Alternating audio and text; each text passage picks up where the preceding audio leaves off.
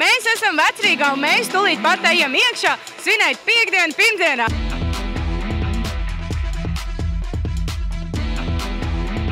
Beidzot ir noticis tas, ko mēs visi, man liekas, ļoti sen gaidījām.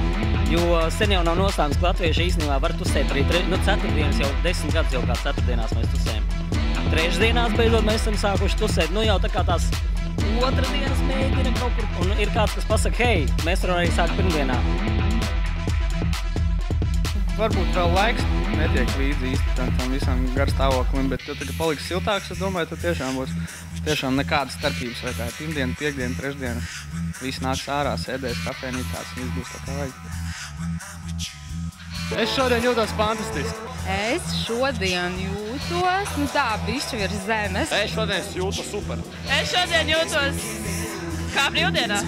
Es šodien jūtos fantastiski. Šodien jūtos brīvs.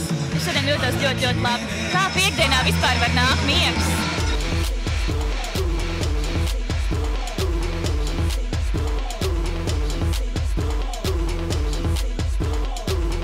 Šodien jūtos kā debesīs. Man nenāk miegs tāpēc, ka man ir interesants sarunas apkārt un, man liekas, brīnišķīgs vakars izdevies. Bet īstenībā es ļoti labi izgulējos brīvdienās un balīti sāks pirmdienā, kāds zina. Ko tu tur raksti? Kas man ir piekdiena? Un kas tev ir piekdiena? Brīvdiena.